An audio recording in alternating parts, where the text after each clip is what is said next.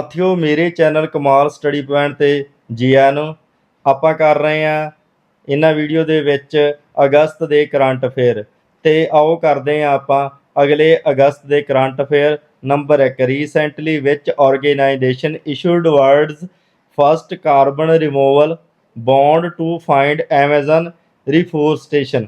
ਹਾਲ ਹੀ ਵਿੱਚ ਕਿਸ ਸੰਸਥਾ ਨੇ ਐਮਾਜ਼ਾਨ ਦੇ ਮੁੜ ਜੰਗਲਾਤ ਲਈ ਫੰਡ ਦੇਣ ਲਈ ਦੁਨੀਆ ਦਾ ਪਹਿਲਾ ਕਾਰਬਨ ਹਟਾਉਣ ਬਾਂਡ ਜਾਰੀ ਕੀਤਾ? ਤੇ ਇਸ ਦਾ ਉੱਤਰ ਹੈ ਵਰਲਡ ਬੈਂਕ, ਵਿਸ਼ਵ ਬੈਂਕ। ਵਿਸ਼ਵ ਬੈਂਕ ਨੇ ਐਮਾਜ਼ਾਨ ਦੇ ਮੁੜ ਜੰਗਲਾਂ ਨੂੰ ਸਮਰਥਨ ਦੇਣ ਲਈ ਦੁਨੀਆ ਦਾ ਪਹਿਲਾ ਕਾਰਬਨ ਰਿਮੂਵਲ ਬਾਂਡ ਜਾਰੀ ਕੀਤਾ ਹੈ। ਬਾਂਡ ਦੀ ਕੀਮਤ US 225 ਮਿਲੀਅਨ ਹੈ ਅਤੇ ਇਸ ਦੀ ਮਿਆਦ 9 ਸਾਲਾਂ ਦੀ ਹੈ।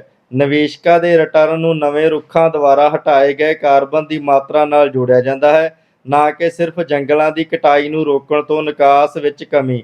ਇਸ ਬਾਂਡ ਦਾ ਉਦੇਸ਼ ਪੁਨਰ ਵਣਕਰਨ ਦੇ ਯਤਨਾਂ ਨੂੰ ਵਿੱਤੀ ਤੌਰ ਤੇ ਉਤਸ਼ਾਹਿਤ ਕਰਕੇ ਐਮਾਜ਼ਾਨ ਦੀ ਰੱਖਿਆ ਕਰਨਾ ਹੈ। Number 2, recently where was the India EU regional conference held. ਹਾਲ ਹੀ ਵਿੱਚ ਭਾਰਤ EU ਖੇਤਰੀ ਕਾਨਫਰੰਸ ਕਿੱਥੇ ਆਯੋਜਿਤ ਕੀਤੀ ਗਈ ਸੀ? ਤਾਂ ਇਸ ਦਾ ਉੱਤਰ ਹੈ ਨਿਊ ਦਿੱਲੀ। EU ਅਤੇ ਭਾਰਤ ਦਾ ਵਿਦੇਸ਼ ਮੰਤਰਾਲਾ 21-22 ਅਗਸਤ ਨੂੰ ਨਵੀਂ ਦਿੱਲੀ ਵਿੱਚ ਆਨਲਾਈਨ ਕੱਟੜਪੰਥੀ ਨੂੰ ਹੱਲ ਕਰਨ ਲਈ ਇੱਕ ਖੇਤਰੀ ਸੰਮੇਲਨ ਦਾ ਆਯੋਜਨ ਕਰ ਰਿਹਾ ਹੈ। ਗਲੋਬਲ ਕਾਊਂਟਰ ਟੈਰਰਿਜ਼ਮ ਕੌਂਸਲ ਦੇ ਸਹਿਯੋਗ ਨਾਲ ਹੋਣ ਵਾਲੇ ਇਸ ਸਮਾਗਮ ਵਿੱਚ ਭਾਰਤ, ਬੰਗਲਾਦੇਸ਼, ਮਾਲਦੀਵ, ਸ੍ਰੀਲੰਕਾ ਅਤੇ ਯੂਰਪ ਦੇ ਮਾਹਰ ਸ਼ਾਮਲ ਹੋਣਗੇ। ਕਾਨਫਰੰਸ ਦਾ ਉਦੇਸ਼ ਅੱਤਵਾਦ ਵਿਰੋਧੀ ਭਾਈਵਾਲੀ ਨੂੰ ਵਧਾਉਣਾ ਅਤੇ ਯੂਰਪੀਅਨ ਯੂਨੀਅਨ ਦੀ ਇੰਡੋ ਪੈਸੀਫਿਕ ਰਣਨੀਤੀ ਨਾਲ ਇਕਸਾਰ ਹੋਣਾ ਹੈ। ਉਮੀਦ ਕੀਤੇ ਨਤੀਜਿਆਂ ਵਿੱਚ ਤਕਨਾਲੋਜੀ ਅਤੇ ਅੱਤਵਾਦ ਦੀਆਂ ਚੁਣੌਤੀਆਂ ਨਾਲ ਨਜਿੱਠਣ ਲਈ ਰਣਨੀਤੀਆਂ ਸ਼ਾਮਲ ਹਨ ਅਤੇ ਆਨਲਾਈਨ ਹਿੰਸਕ ਕੱਟੜਵਾਦ ਦਾ ਮੁਕਾਬਲਾ ਕਰਨ ਲਈ ਸਹਿਯੋਗ ਦੇ ਮੌਕਿਆਂ ਦੀ ਪੜਚੋਲ ਕਰਨਾ ਸ਼ਾਮਲ ਹੈ। Number 3, Kakrapar atomic power station KAPS recently seen in the news is located in which state? Kakrapar ਪਰਮਾਣੂ ਪਾਵਰ ਸਟੇਸ਼ਨ KAPS ਹਾਲ ਹੀ ਵਿੱਚ ਖਬਰਾਂ ਵਿੱਚ ਦੇਖਿਆ ਗਿਆ ਇਸ ਰਾਜ ਵਿੱਚ ਸਥਿਤ ਹੈ। ਤਾਂ ਇਸ ਦਾ ਉੱਤਰ ਹੈ ਗੁਜਰਾਤ।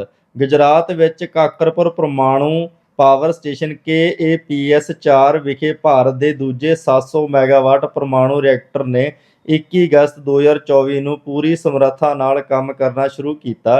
KAPS 4 ਇੱਕ ਸਵਦੇਸ਼ੀ ਡਿਜ਼ਾਈਨ 90% ਸਮਰੱਥਾ ਤੇ ਕੰਮ ਕਰਨ ਤੋਂ ਬਾਅਦ ਪੂਰੀ ਸ਼ਕਤੀ ਤੇ ਪਹੁੰਚ ਗਿਆ ਹੈ। KAPS 4 ਦਾ ਸਫਲ ਸੰਚਾਲਨ ਇਸ ਦੇ ਜੁੜਵਾਂ ਯੂਨਿਟ KAPS 3 ਦਾ ਅਨੁਸਰਨ ਕਰਦਾ ਹੈ। ਭਾਰਤ 2031-32 ਤੱਕ ਇਸੇ ਡਿਜ਼ਾਈਨ ਦੇ 14 ਹੋਰ ਰਿਐਕਟਰ ਬਣਾਉਣ ਦੀ ਯੋਜਨਾ ਬਣਾ ਰਿਹਾ ਹੈ। ਵਰਤਮਾਨ ਵਿੱਚ NPCIL 24 ਰਿਐਕਟਰ ਚਲਾਉਂਦੀ ਹੈ ਅਤੇ 8 ਹੋਰ ਉਸਾਰੀ ਅਧੀਨ ਹਨ।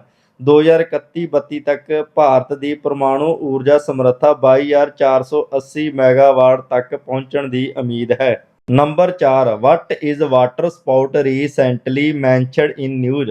ਵਾਟਰ ਸਪਾਊਟ ਕੀ ਹੈ ਜਿਸ ਦਾ ਹਾਲ ਹੀ ਵਿੱਚ ਖਬਰਾਂ ਵਿੱਚ ਜ਼ਿਕਰ ਕੀਤਾ ਗਿਆ ਹੈ? ਇਸ ਦਾ ਉੱਤਰ ਹੈ a rotating column of air and mist over water. ਹਵਾ ਦਾ ਇੱਕ ਘੁੰਮਦਾ ਕਾਲਮ ਅਤੇ ਪਾਣੀ ਉੱਤੇ ਧੁੰਦ।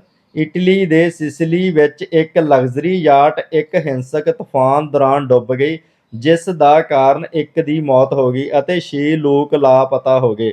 ਸੰਭਾਵਤ ਤੌਰ ਤੇ ਇੱਕ ਪਾਣੀ ਦੇ ਤੂਫਾਨ ਕਾਰਨ ਵਾਟਰ ਸਪਾਊਟ ਹਵਾ ਦੇ ਘੁੰਮਦੇ ਕਾਲਮ ਹੁੰਦੇ ਹਨ ਜੋ ਪਾਣੀ ਦੇ ਉੱਪਰ ਬਣਦੇ ਹਨ। ਬਵੰਡਰ ਵਰਗੇ ਹੁੰਦੇ ਹਨ ਪਰ ਆਮ ਤੌਰ ਤੇ ਕਮਜ਼ੋਰ ਹੁੰਦੇ ਹਨ। ਇਹ 5-10 ਮਿੰਟ ਤੱਕ ਚੱਲਦੇ ਹਨ। ਔਸਤ ਵਿਆਸ 50 ਮੀਟਰ ਅਤੇ ਹਵਾ ਦੀ ਗਤੀ 100 ਕਿਲੋਮੀਟਰ ਪ੍ਰਤੀ ਘੰਟਾ ਹੈ।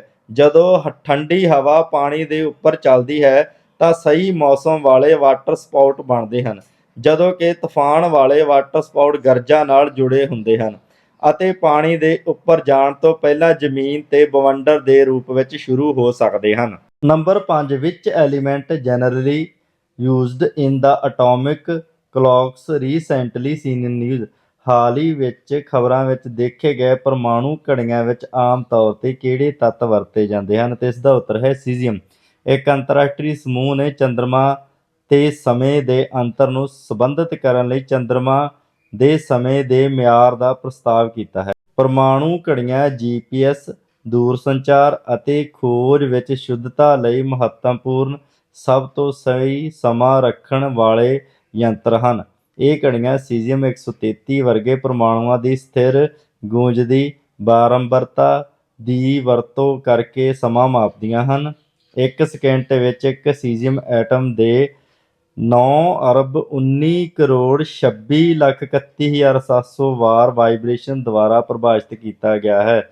ਪਰਮਾਣੂ ਘੜੀਆਂ ਸੀਜ਼ੀਅਮ ਪਰਮਾਣੂਆਂ ਲਈ ਇੱਕ ਮਾਈਕ੍ਰੋਵੇਵ ਸਿਗਨਲ ਦੀ ਸ਼ੁਰੂਆਤ ਕਰਕੇ ਉਤਸਰਜਿਤ ਰੇਡੀਏਸ਼ਨ ਦਾ ਪਤਾ ਲਗਾ ਕੇ ਅਤੇ ਨਿਰੰਤਰ ਸ਼ੁੱਧਤਾ ਲਈ ਟਾਈਮ ਕੀਪਿੰਗ ਨੂੰ ਵਿਵਸਥਿਤ ਕਰਕੇ ਕੰਮ ਕਰਦੀਆਂ ਹਨ। Number 6 recently India has initiated its first comprehensive survey of high risk glacial lakes in which state। ਹਾਲ ਹੀ ਵਿੱਚ ਭਾਰਤ ਨੇ ਕਿਸ ਰਾਜ ਵਿੱਚ ਉੱਚ ਜੋਖਮ ਵਾਲੀਆਂ ਗਲੇਸ਼ੀਅਲ ਝੀਲਾਂ ਦਾ ਆਪਣਾ ਪਹਿਲਾ ਵਿਆਪਕ ਸਰਵੇਖਣ ਸ਼ੁਰੂ ਕੀਤਾ ਹੈ? ਤੇ ਇਸ ਦਾ ਉੱਤਰ ਹੈ ਅਰੁਣਾਚਲ ਪ੍ਰਦੇਸ਼।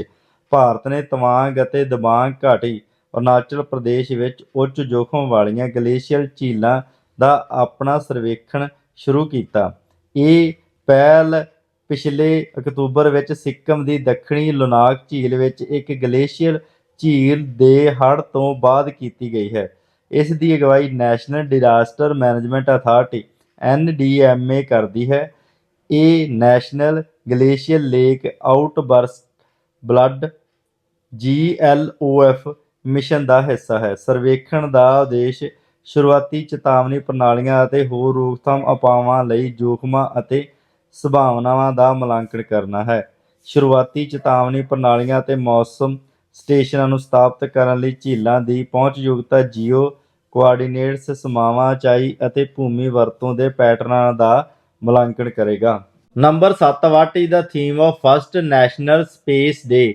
ਪਹਿਲੇ ਰਾਸ਼ਟਰੀ ਪੁਲਾੜ ਦਿਵਸ ਦਾ ਥੀਮ ਕੀ ਹੈ? ਤੇ ਇਸ ਦਾ ਉੱਤਰ ਹੈ ਟਚਿੰਗ ਲਾਈਵਜ਼ ਵਾਈਲ ਟਚਿੰਗ ਦਾ ਮੂਨ, ਇੰਡੀਆਜ਼ ਸਪੇਸ ਸਾਗਾ। ਚੰਦਰਮਾ ਦੀ ਛੂਹਣ ਵੇਲੇ ਜੀਵਨ ਨੂੰ ਛੂਹਣਾ, ਭਾਰਤ ਦੀ ਪੁਲਾੜ ਸਾਗਾ। ਭਾਰਤ ਨੇ 23 ਅਗਸਤ 2024 ਨੂੰ ਆਪਣਾ ਪਹਿਲਾ ਰਾਸ਼ਟਰੀ ਪੁਲਾੜ ਦਿਵਸ ਮਨਾਇਆ। ਇਹ ਦਿਨ ਚੰਦਰਮਾ ਦੇ ਦੱਖਣੀ ਧਰੁਵ ਦੇ ਖੇਤਰ ਦੇ ਚੰਦਰਯਾਨ 3 ਦੇ ਵਿਕਰਮ ਲੈਂਡਰ ਦੀ ਸਫਲ ਲੈਂਡਿੰਗ ਨੂੰ ਦਰਸਾਉਂਦਾ ਹੈ। ਭਾਰਤ ਇਸ ਅਣਚਾਹੇ ਖੇਤਰ ਵਿੱਚ ਉਤਰਨ ਵਾਲਾ ਪਹਿਲਾ ਦੇਸ਼ ਹੈ ਅਤੇ ਚੰਦਰਮਾ ਉੱਤੇ ਉਤਰਨ ਵਾਲਾ ਚੌਥਾ ਦੇਸ਼ ਹੈ। ਜਸ਼ਨ ਦਾ ਥੀਮ ਚੰਨ ਨੂੰ ਛੂਹਣ ਵੇਲੇ ਜੀਵਨ ਨੂੰ ਛੂਹਣਾ, ਭਾਰਤ ਦੀ ਪੁਲਾੜ ਸਾਗਾ ਹੈ। Number 8 recently which ministry has launched the guidelines for seaplane orientation in India. ਹਾਲ ਹੀ ਵਿੱਚ ਕਿਸ ਮੰਤਰਾਲੇ ਨੇ ਭਾਰਤ ਵਿੱਚ ਸਮੁੰਦਰੀ ਜਹਾਜ਼ ਸੰਚਾਲਨ ਲਈ ਦਿਸ਼ਾ ਨਿਰਦੇਸ਼ ਲਾਂਚ ਕੀਤੇ ਹਨ? ਤਾਂ ਇਸ ਦਾ ਉੱਤਰ ਹੈ ਮਿਨਿਸਟਰੀ ਆਫ ਸਿਵਲ ਐਵੀਏਸ਼ਨ। ਸ਼ਹਿਰੀ ਹਵਾਬਾਜ਼ੀ ਮੰਤਰਾਲਾ। ਕੇਂਦਰੀ ਸ਼ਹਿਰੀ ਹਵਾਬਾਜ਼ੀ ਮੰਤਰੀ ਨੇ ਭਾਰਤ ਵਿੱਚ ਸਮੁੰਦਰੀ ਜਹਾਜ਼ਾਂ ਦੇ ਸੰਚਾਲਨ ਲਈ ਨਵੇਂ ਦਿਸ਼ਾ ਨਿਰਦੇਸ਼ ਜਾਰੀ ਕੀਤੇ ਹਨ। ਮੰਤਰੀ ਨੇ ਰੱਦ ਕੀਤੇ ਰੂਟਾਂ ਲਈ ਨਵੀਂ ਬੋਲੀ ਬੁਲਾਉਣ ਦੇ ਨਾਲ ਉਡਾਨ ਸੰਸਕਰਨ 5.4 ਵੀ ਪੇਸ਼ ਕੀਤਾ।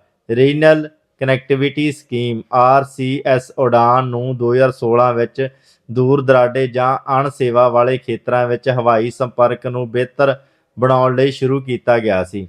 ਮੁੱਖ ਉਪਬੰਧਾਂ ਵਿੱਚ ਸਮੁੰਦਰੀ ਜਹਾਜ਼ਾਂ ਦੇ ਸੰਚਾਲਨ ਲਈ RCS ਦੇ ਅਧੀਨ ਵਿਆਬਿਲਿਟੀ ਗੈਪ ਫੀਡਿੰਗ VGF ਨੂੰ ਵਧਾਉਣਾ ਸ਼ਾਮਲ ਹੈ। ਦਿਸ਼ਾ ਨਿਰਦੇਸ਼ ਗੈਰ ਅਨੁਸੂਚਿਤ ਆਪਰੇਟਰ ਪਰਮਿਟ NSOP ਫਰੇਮਵਰਕ ਨੂੰ ਅਪਣਾਉਂਦੇ ਹਨ, ਜੋ ਵਰਤਮਾਨ ਵਿੱਚ ਹੈਲੀਕਾਪਟਰਾਂ ਲਈ ਤੇ ਸਮੁੰਦਰੀ ਜਹਾਜ਼ਾਂ ਲਈ ਵਰਤਿਆ ਜਾਂਦਾ ਹੈ। Number 9 Dumbur dam recently seen in the news is located in which state. ਹਾਲ ਹੀ ਵਿੱਚ ਖਬਰਾਂ ਵਿੱਚ ਦੇਖਿਆ ਗਿਆ ਡਮੂਰ ਡੈਮ ਕਿਸ ਰਾਜ ਵਿੱਚ ਸਥਿਤ ਹੈ? ਤੇ ਇਸ ਦਾ ਉੱਤਰ ਹੈ ਤ੍ਰਿਪੁਰਾ। ਵਿਦੇਸ਼ ਮੰਤਰਾਲੇ ਨੇ ਇਸ ਗੱਲ ਤੋਂ ਇਨਕਾਰ ਕੀਤਾ ਹੈ ਕਿ ਪੂਰਬੀ ਬੰਗਲਾਦੇਸ਼ ਵਿੱਚ ਹੜ੍ਹ ਗੁਮਤੀ ਨਦੀ ਤੇ ਤ੍ਰਿਪੁਰਾ ਵਿੱਚ ਡਮੂਰ ਡੈਮ ਦੇ ਖੁੱਲ੍ਹਣ ਕਾਰਨ ਆਏ ਹਨ। ਗੁਮਤੀ ਨਦੀ ਭਾਰਤ ਦੇ ਤ੍ਰਿਪੁਰਾ ਵਿੱਚ ਇੱਕ ਸੀਮਾ ਤੋਂ ਸ਼ੁਰੂ ਹੋਣ ਵਾਲੀ ਇੱਕ ਅੰਤਰ ਸੀਮਾ ਦਰਿਆ ਹੈ। ਇਹ ਨਦੀ ਬੰਗਲਾਦੇਸ਼ ਵਿੱਚੋਂ ਵਗਦੀ ਹੈ ਅਤੇ ਦੌਂਦ ਕੰਢੀ ਦੇ ਨੇੜੇ ਮੇਘਨਾ ਨਦੀ ਪ੍ਰਣਾਲੀ ਵਿੱਚ ਜਾ ਮਿਲਦੀ ਹੈ। ਨੰਬਰ 10 ਰੀਸੈਂਟਲੀ ਵਿੱਚ ਮਿਨਿਸਟਰੀ ਆਰਗੇਨਾਈਜ਼ਡ ਦਾ world audio visual and entertainment summit Waves recently seen in news. ਖਬਰਾਂ ਵਿੱਚ ਹਾਲ ਹੀ ਵਿੱਚ ਕਿਸ ਮੰਤਰਾਲੇ ਨੇ ਵਿਸ਼ਵ ਆਡੀਓ ਵਿਜ਼ੂਅਲ ਅਤੇ ਮਨੋਰੰਜਨ ਸੰਮੇਲਨ ਦਾ ਆਯੋਜਨ ਕੀਤਾ? ਤੇ ਇਸ ਦਾ ਉੱਤਰ ਹੈ ਮਿਨਿਸਟਰੀ ਆਫ ਇਨਫੋਰਮੇਸ਼ਨ ਬ੍ਰੌਡਕਾਸਟਿੰਗ।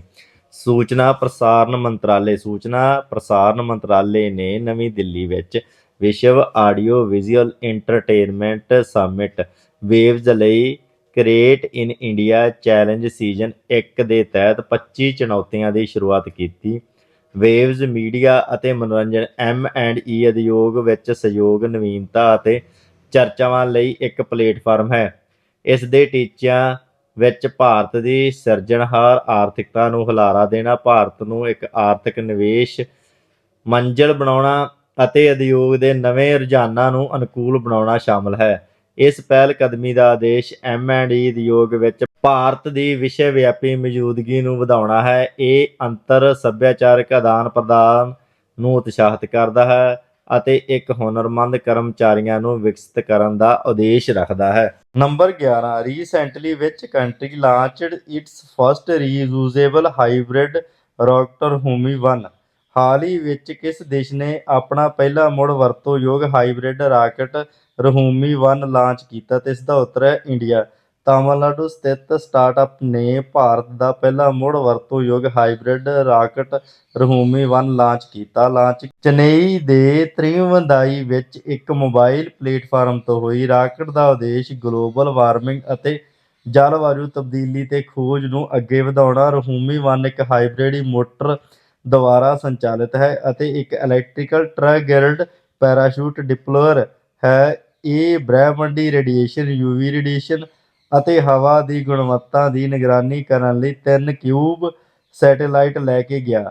ਇਸ ਨੇ ਵਾਤਾਵਰਣ ਦੀ ਗਤੀਸ਼ੀਲਤਾ ਨੂੰ ਬਿਹਤਰ ਤਰੀਕੇ ਨਾਲ ਸਮਝਣ ਲਈ ਐਕਸਲੇਰੋਮੀਟਰ ਰੀਡਿੰਗ, ਉਚਾਈ ਅਤੇ ਓਜ਼ੋਨ ਪੱਧਰ ਦਾ ਅਧਿਐਨ ਕਰਨ ਲਈ 50 ਪੀਕੋ ਉਪਗ੍ਰਹਿ ਵੀ ਤਾਇਨਾਤ ਕੀਤੇ ਹਨ। ਨੰਬਰ 12, ਵਿਚ ਮਿਨਿਸਟਰੀ ਰੀਸੈਂਟਲੀ ਲਾਂਚ ਦਾ national medical register portal to boost health care? ਸਿਹਤ ਸੰਭਾਲ ਨੂੰ ਹੁਲਾਰਾ ਦੇਣ ਲਈ ਕਿਸ ਮੰਤਰਾਲੇ ਨੇ ਹਾਲ ਹੀ ਵਿੱਚ national medical register NMR portal launch ਕੀਤਾ? ਤੇ ਇਸ ਦਾ ਉੱਤਰ ਹੈ ministry of health and family welfare.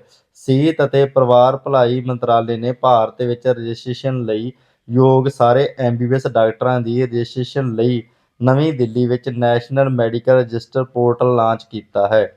ਇਹ ਪੋਰਟਲ ਸਾਰੇ ਰਜਿਸਟਰ ਐਲੋਪੈਥਿਕ ਡਾਕਟਰਾਂ ਲਈ ਇੱਕ ਵਿਆਪਕ ਅਤੇ ਗਤੀਸ਼ੀਲ ਡੇਟਾਬੇਸ ਹੋਵੇਗਾ। ਇਹ ਪਹਿਲ ਕਦਮੀ ਭਾਰਤ ਦੇ ਸਿਹਤ ਪਰਿਆਵਰਣ ਪ੍ਰਣਾਲੀ ਨੂੰ ਡਿਜੀਟਲ ਤੌਰ ਮਜ਼ਬੂਤ ਬਣਾਉਣ ਦੇ ਦ੍ਰਿਸ਼ਟੀਕੋਣ ਨਾਲ ਮੇਲ ਖਾਂਦੀ ਹੈ। ਨੈਸ਼ਨਲ ਮੈਡੀਕਲ ਰਜਿਸਟਰ ਦਾ ਉਦੇਸ਼ ਡਿਜੀਟਲ ਹੈਲਥਕੇਅਰ ਈਕੋਸਿਸਟਮ ਨੂੰ ਮਜ਼ਬੂਤ ਕਰਨਾ ਅਤੇ ਗੁਣਵੱਤਾ ਵਾਲੀ ਸਿਹਤ ਸੰਭਾਲ ਨੂੰ ਯਕੀਨੀ ਬਣਾਉਣਾ। ਇਸੇ ਤਰ੍ਹਾਂ ਦਾ ਰਜਿਸਟਰ ਪੈਰਾਮੈਡਿਕਸ ਅਤੇ ਹੋਰ ਸਿਹਤ ਸੰਭਾਲ ਪੇਸ਼ੇਵਰ ਲਈ ਸ਼ੁਰੂ ਕੀਤਾ ਜਾਵੇਗਾ। ਨੈਸ਼ਨਲ ਮੈਡੀਕਲ ਕਮਿਸ਼ਨ ਰਜਿਸਟਰ ਨੂੰ ਇਲੈਕਟ੍ਰਾਨਿਕ ਤਰੀਕੇ ਨਾਲ ਬਣਾਏਗਾ, ਜਿਸ ਵਿੱਚ ਲਾਇਸੈਂਸਸ਼ੁਦਾ ਡਾਕਟਰਾਂ ਦੇ ਨਾਮ, ਪਤਾ ਅਤੇ ਯੋਗਤਾਵਾਂ ਵਰਗੇ ਵੇਰਵਿਆਂ ਸ਼ਾਮਲ ਕੀਤੇ ਜਾਣਗੇ। Number 13, recently who became the first female national racing championship from India? ਹਾਲ ਹੀ ਵਿੱਚ ਭਾਰਤ ਤੋਂ ਪਹਿਲੀ ਮਹਿਲਾ ਰਾਸ਼ਟਰੀ ਰੇਸਿੰਗ ਚੈਂਪੀਅਨ ਕੌਣ ਬਣੀ? ਤੇ ਇਸ ਦਾ ਉੱਤਰ ਹੈ ਡਾਇਨਾ ਪੰਡੋਲ। ਪੁਣੇ ਦੀ ਇੱਕ ਅਧਿਆਪਕਾ ਅਤੇ ਮਾਂ ਡਾਇਨਾ ਪੰਡੋਲ ਨੇ ਚੇਨਈ ਵਿੱਚ MRF Indian national car racing championship 2024 ਵਿੱਚ ਸਲੂਨ ਵਰਗ ਵਿੱਚ ਰਾਸ਼ਟਰੀ ਚੈਂਪੀਅਨਸ਼ਿਪ ਜਿੱਤੀ। ਉਸ ਦੀ ਜਿੱਤ ਚਾਹਵਾਨ ਮਹਿਲਾ ਦੌੜਾਕਾਂ ਲਈ ਪ੍ਰੇਰਨਾ ਹੈ। ਉਸ ਨੇ ਇਸ ਸਫਲਤਾ ਨੂੰ ਪ੍ਰਾਪਤ ਕਰਨ ਲਈ ਪਰਿਵਾਰਕ ਜੀਵਨ ਸਮੇਤ ਕਈ ਚੁਣੌਤੀਆਂ ਨੂੰ ਸੰਤੁਲਿਤ ਕੀਤਾ। ਉਸ ਦੀ ਜਿੱਤ ਉਸ ਦੇ ਦ੍ਰਿੜ ਇਰਾਦੇ ਨੂੰ ਉਜਾਗਰ ਕਰਦੀ ਹੈ ਅਤੇ ਪੁਰਸ਼ ਪ੍ਰਧਾਨ ਮੋਟਰਸਪੋਰਟ ਉਦਯੋਗ ਵਿੱਚ ਰੁਕਾਵਟਾਂ ਨੂੰ ਤੋੜਦੀ ਹੈ। Number 14, recently which space organisation launched Tanager one satellite to track methane emissions? ਹਾਲ ਹੀ ਵਿੱਚ ਕਿਸ ਪੁਲਾੜ ਸੰਸਥਾ ਨੇ ਮੀਥੇਨ ਨਿਕਾਸ ਨੂੰ ਟਰੈਕ ਕਰਨ ਲਈ ਟੈਂਜਰ-1 ਸੈਟੇਲਾਈਟ ਲਾਂਚ ਕੀਤਾ? ਇਸ ਦਾ ਉੱਤਰ ਹੈ ਨਾਸਾ। ਨਾਸਾ ਨੇ ਮੀਥੇਨ ਨਿਕਾਸ ਨੂੰ ਟਰੈਕ ਕਰਨ ਲਈ ਟੈਂਜਰ-1 ਉਪਗ੍ਰਹਿ ਲਾਂਚ ਕੀਤਾ।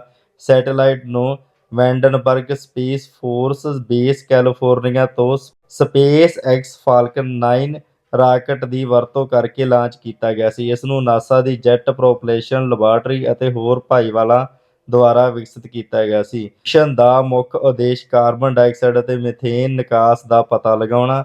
ਇਹ ਗ੍ਰੀਨ ਹਾਊਸ ਗੈਸਾਂ ਦੀ ਨਿਗਰਾਨੀ 'ਤੇ ਕੇਂਦਰਿਤ ਕਰਦਾ ਹੈ ਜੋ ਗਲੋਬਲ ਵਾਰਮਿੰਗ ਵਿੱਚ ਯੋਗਦਾਨ ਪਾਉਂਦੀਆਂ ਹਨ। ਟੈਂਜਰ-1 ਨਿਕਾਸ ਨੂੰ ਟਰੈਕ ਕਰਨ ਲਈ ਉੱਨਤ ਸਪੈਕਟ੍ਰੋਮੀਟਰ ਤਕਨਾਲੋਜੀ ਦੀ ਵਰਤੋਂ ਕਰਦਾ ਹੈ। ਇਹ ਉਹਨਾਂ ਇਨਫਰਾਰੈੱਡ ਦਸਤਖਤਾਂ ਦੁਆਰਾ ਖਾਸ ਗੈਸਾਂ ਦੀ ਪਛਾਣ ਕਰਨ ਲਈ ਪ੍ਰਕਾਸ਼ ਤਰੰਗ ਲੰਬਾਈ ਨੂੰ ਮਾਪਦਾ ਹੈ। ਸੈਟੇਲਾਈਟ ਰੋਜ਼ਾਨਾ 1,30,000 ਵਰਗ ਕਿਲੋਮੀਟਰ ਨਿਕਾਸ ਦੀ ਨਿਗਰਾਨੀ ਕਰ ਸਕਦਾ ਹੈ। ਗਲੋਬਲ ਕਮੀ ਦੇ ਯਤਨਾਂ ਵਿੱਚ ਸਹਾਇਤਾ ਲਈ ਐਡਮਿਸ਼ਨ ਡਾਟਾ ਜਨਤਕ ਤੌਰ 'ਤੇ ਉਪਲਬਧ ਹੋਵੇਗਾ। ਨੰਬਰ 15 ਰੀਸੈਂਟਲੀ ਏ ਸਾਊਥ ਇੰਡੀਅਨ ਆਦਿਵਾਸੀ ਨੌਲੇਜ ਸੈਂਟਰ ਕਾਲਡ ਕਾਨੂੰ ਵਾਜ਼ ਲਾਂਚਡ ਇਨ ਵਿਚ ਸਟੇਟ। ਹਾਲ ਹੀ ਵਿੱਚ ਕਾਨੂੰ ਨਾਮ ਦਾ ਇੱਕ ਦੱਖਣੀ ਭਾਰਤੀ ਆਦਿਵਾਸੀ ਗਿਆਨ ਕੇਂਦਰ ਕਿਸ ਰਾਜ ਵਿੱਚ ਸ਼ੁਰੂ ਕੀਤਾ ਗਿਆ ਸੀ?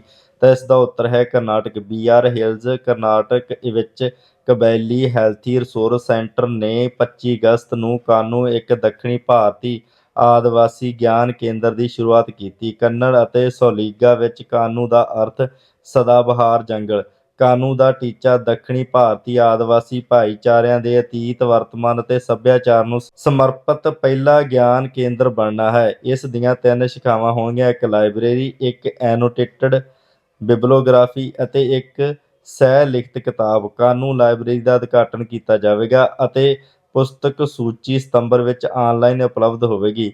ਇਹ ਪਹਿਲਕਦਮੀ ਆਦਿਵਾਸੀ ਨੇਤਾਵਾਂ, ਵਿਦਵਾਨਾਂ, ਖੋਜਕਰਤਾਵਾਂ ਦੁਆਰਾ ਇਹਨਾਂ ਭਾਈਚਾਰਿਆਂ ਨਾਲ ਲੰਬੇ ਸਮੇਂ ਦੇ ਸਬੰਧਾਂ ਨਾਲ ਸ਼ੁਰੂ ਕੀਤੀ ਗਈ ਸੀ। Number 16 which country secured silver medal at the Marhaba cup a team event at the Asian surfing championship 2024। Asian surfing championship 2024 ਵਿੱਚ ਮਾਰੂਹਬਾ ਕੱਪ ਇੱਕ ਟੀਮ ਇਵੈਂਟ ਕਿਸ ਦੇਸ਼ ਨੇ ਚਾਂਦੀ ਦਾ ਤਗਮਾ ਜਿੱਤਿਆ? ਇਸ ਦਾ ਉੱਤਰ ਹੈ ਇੰਡੀਆ। ਭਾਰਤ ਨੇ ਮਾਲਦੀਵ ਵਿੱਚ ਏਸ਼ੀਅਨ ਸਰਫਿੰਗ ਚੈਂਪੀਅਨਸ਼ਿਪ 2024 ਵਿੱਚ ਮਾਰੂਹਬਾ ਕੱਪ ਵਿੱਚ ਚਾਂਦੀ ਦਾ ਤਗਮਾ ਜਿੱਤਿਆ। ਭਾਰਤੀ ਟੀਮ ਕਮਲੀ ਪੀ, ਅਜ਼ੀਜ਼ ਅਲੀ, ਸ਼੍ਰੀਕਾਂਤ ਡੀ ਅਤੇ ਸੰਜੇ ਸੈਲਵਾਮਨੀ ਸ਼ਾਮਲ ਹਨ। ਜਾਪਾਨ ਨੇ 58.40 ਅੰਕਾਂ ਨਾਲ ਸੋਨਾ ਜਿੱਤਿਆ। ਭਾਰਤ ਨੇ 24.13 ਅੰਕਾਂ ਨਾਲ ਚਾਂਦੀ ਦਾ ਤਗਮਾ ਹਾਸਲ ਕੀਤਾ। ਤਾਈਪੇ ਨੇ 23.93 ਅੰਕਾਂ ਨਾਲ ਕਾਂਸੀ ਦਾ ਤਗਮਾ ਜਿੱਤਿਆ ਅਤੇ ਚੀਨ ਨੇ 22.10 ਅੰਕਾਂ ਨਾਲ ਚੌਥੇ ਸਥਾਨ 'ਤੇ ਰਿਹਾ।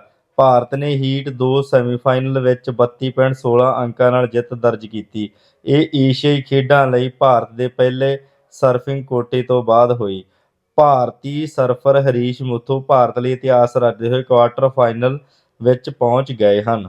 Number 17 Virupaksha temple recently seen in news is located ਇਨ ਵਿੱਚ ਸਟੇਟ। ਹਾਲ ਹੀ ਵਿੱਚ ਖਬਰਾਂ ਵਿੱਚ ਦੇਖਿਆ ਗਿਆ ਵਿਰੂਪਕਸ਼ਾ ਮੰਦਿਰ ਕਿਸ ਰਾਜ ਵਿੱਚ ਸਥਿਤ ਹੈ? ਤੇ ਇਸ ਦਾ ਉੱਤਰ ਹੈ ਕਰਨਾਟਕਾ।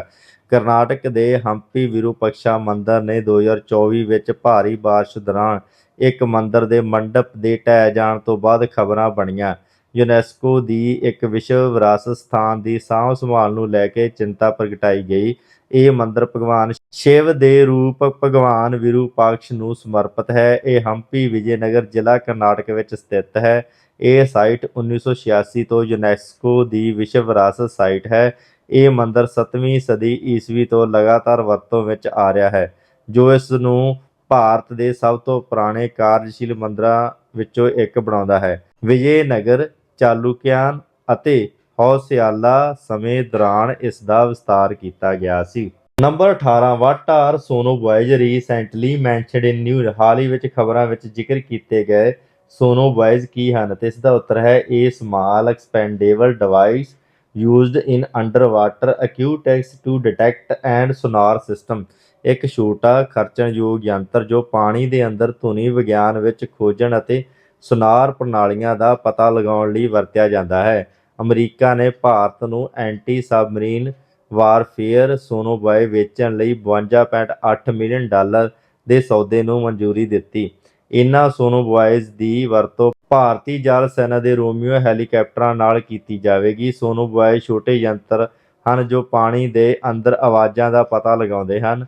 ਮੁੱਖ ਤੌਰ 'ਤੇ ਪਣਡੁੱਬੀਆਂ ਨੂੰ ਟਰੈਕ ਕਰਨ ਲਈ। ਇਹ ਪਣਡੁੱਬੀ ਵਿਰੋਧੀ ਯੁੱਧ ਲਈ ਮਹੱਤਵਪੂਰਨ ਹਨ। ਸਮੁੰਦਰਾਂ ਅਤੇ ਤੱਟਵਰਤੀ ਖੇਤਰਾਂ ਵਿੱਚ ਪਣਡੁੱਬੀਆਂ ਨੂੰ ਟਰੈਕ ਕਰਨ ਵਿੱਚ ਮਦਦ ਕਰਦੇ ਹਨ। ਇਹ ਏਅਰ ਲਾਂਚਡ ਟਾਰਪੀਡੋਜ਼ ਦੀ ਵਰਤੋਂ ਕਰਕੇ ਸ਼ੁੱਧਤਾ ਦੇ ਹਮਲਿਆਂ ਵਿੱਚ ਸਹਾਇਤਾ ਕਰਦੇ ਹਨ। ਸੋਨੋਬੋਇਜ਼ ਨੂੰ ਪਹਿਲੀ ਵਾਰ ਦੂਜੇ ਵਿਸ਼ਵ ਯੁੱਧ ਵਿੱਚ ਜਰਮਨ ਯੂ-ਬੋਟਾਂ ਦਾ ਪਤਾ ਲਗਾਉਣ ਲਈ ਵਰਤਿਆ ਗਿਆ ਸੀ। ਉਹਨਾਂ ਜਹਾਜ਼ਾਂ ਜਾਂ ਪਣਡੁੱਬੀਆਂ ਨੂੰ ਤੈਨਾਤ ਕੀਤਾ ਜਾਂਦਾ ਹੈ। ਸਿਗਨਲਾਂ ਨੂੰ ਸੁਣਨ ਲਈ ਇੱਕ ਨਿਰਧਾਰਤ ਡੂੰਘਾਈ ਤੱਕ ਡੁੱਬਦਾ ਹੈ। ਪ੍ਰਸ਼ਨ number 19 what is the primary objective of the bio E3 policy recently approved ਬਾय union cabinet. ਕੇਂਦਰੀ ਮੰਤਰੀ ਮੰਡਲ ਦੁਆਰਾ ਹਾਲ ਹੀ ਵਿੱਚ ਮਨਜ਼ੂਰ ਕੀਤੀ ਗਈ ਬਾਇਓ E3 ਨੀਤੀ ਦਾ ਮੁੱਖ ਉਦੇਸ਼ ਕੀ ਹੈ? ਇਸ ਦਾ ਆਨਸਰ ਹੈ to foster high performing bio manufacturing. ਉੱਚ ਪ੍ਰਦਰਸ਼ਨ ਵਾਲੇ ਬਾਇਓ ਮੈਨੂਫੈਕਚਰਿੰਗ ਨੂੰ ਦੇਣ ਲਈ ਪੂਰਵ ਸਦਨ ਦੇ ਉੱਤਰ ਨੇਤਾ ਪਹਾੜ ਤੇ ਜਿੱਤ ਲਈ ਬਾਇਓਟੈਕਨੋਲੋਜੀ ਨੂੰ ਹੁਲਾਰਾ ਦੇਣ ਲਈ ਬਾਇਓ E3 ਸਲਾਹਕਾਰਾਂ ਨੂੰ ਬੇਨਤੀ ਕਰਦੇ ਹਨ। ਇਹ ਬਾਇਓਟੈਕਨੋਲੋਜੀ ਵਿਭਾਗ ਕੇਂਦਰਿਤ ਕਰਦਾ ਹੈ। ਇਹ ਉੱਚ ਪ੍ਰਦਰਸ਼ਨ ਕਰਨ ਵਾਲੇ ਬਾਇਓ ਮੈਨੂਫੈਕਚਰਿੰਗ ਨੂੰ ਕੇਂਦਰਿਤ ਕਰਦਾ ਹੈ। Number 20 which department is responsible for managing the Vigyan Dhara scheme recently seen in news. ਹਾਲ ਹੀ ਵਿੱਚ ਖਬਰਾਂ ਵਿੱਚ ਦੇਖੀ ਗਈ ਵਿਗਿਆਨ ਧਾਰਾ ਸਕੀਮ ਦੇ ਪ੍ਰਬੰਧਨ ਲਈ ਕਿਹੜਾ ਵਿਭਾਗ ਜ਼ਿੰਮੇਵਾਰ ਹੈ? ਇਸ ਦਾ ਉੱਤਰ ਹੈ department of science and technology. ਵਿਗਿਆਨ ਅਤੇ ਤਕਨਾਲੋਜੀ ਵਿਭਾਗ। ਕੇਂਦਰੀ ਮੰਤਰੀ ਮੰਡਲ ਨੇ ਵਿਗਿਆਨ ਅਤੇ ਤਕਨਾਲੋਜੀ ਵਿਭਾਗ ਦੀਆਂ 3 ਸਕੀਮਾਂ ਨੂੰ ਇਕਜੁੱਟ ਕਰਦੇ ਹੋਏ ਵਿਗਿਆਨ ਧਾਰਾ ਯੋਜਨਾ ਨੂੰ ਪ੍ਰਵਾਨਗੀ ਦਿੱਤੀ। ਵਿਗਿਆਨ ਧਾਰਾ ਇੱਕ ਕੇਂਦਰੀ ਸੈਕਟਰ ਯੋਜਨਾ ਹੈ ਜਿਸ ਦਾ ਉਦੇਸ਼ ਭਾਰਤ ਵਿੱਚ ਵਿਗਿਆਨ ਅਤੇ ਤਕਨਾਲੋਜੀ ਨੂੰ ਹੁਲਾਰਾ ਦੇਣਾ ਹੈ। ਇਹ 3 ਮੁੱਖ ਖੇਤਰਾਂ ਨੂੰ ਜੋੜਦਾ ਹੈ: S&T ਸੰਸਥਾਗਤ ਅਤੇ ਮਨੁੱਖੀ ਸਮਰੱਥਾ ਨਿਰਮਾਣ, ਖੋਜ ਅਤੇ ਵਿਕਾਸ ਅਤੇ ਨਵੀਨਤਾ ਅਤੇ ਤਕਨਾਲੋਜੀ ਵਿਕਾਸ। ਵਿਗਿਆਨ ਅਤੇ ਤਕਨਾਲੋਜੀ ਵਿਭਾਗ ਦੁਆਰਾ ਪ੍ਰਬੰਧਿਤ ਇਹ ਭਾਰਤ ਦੀਆਂ ਸਮਰੱਥਾਵਾਂ ਨੂੰ ਵਧਾਉਣ ਲਈ S&T ਪਹਿਲਕਦਮੀਆਂ ਨੂੰ ਸੁਚਾਰੂ ਬਣਾਉਂਦਾ ਹੈ। ਇਸ ਸਕੀਮ ਦਾ 2021-22 ਤੋਂ 2025-26 ਦੀ ਮਿਆਦ ਲਈ 10,579.84 ਕਰੋੜ ਰੁਪਏ ਦਾ ਬਜਟ ਹੈ। ਇਸ ਦਾ ਉਦੇਸ਼ ਫੰਡ ਉਪਭੋਗਤਾ ਵਿੱਚ ਸੁਧਾਰ ਕਰਨਾ ਅਤੇ ਉਪ ਸਕੀਮਾਂ ਨੂੰ ਇਕਸਾਰ ਕਰਨਾ ਹੈ। ਟੀਚਾ ਭਾਰਤ ਦੇ S&T ਅਤੇ ਇਨੋਵੇਸ਼ਨ ਈਕੋਸਿਸਟਮ ਨੂੰ ਮਜ਼ਬੂਤ ਕਰਨਾ ਹੈ। ਸਾਥੀਓ, ਇਹ ਸੀ ਕਰੰਟ ਅਫੇਅਰ। ਧੰਨਵਾਦ ਸਾਥੀਓ, ਮਿਲਦੇ ਹਾਂ ਆਪਾਂ ਅਗਲੀ ਵੀਡੀਓ ਵਿੱਚ।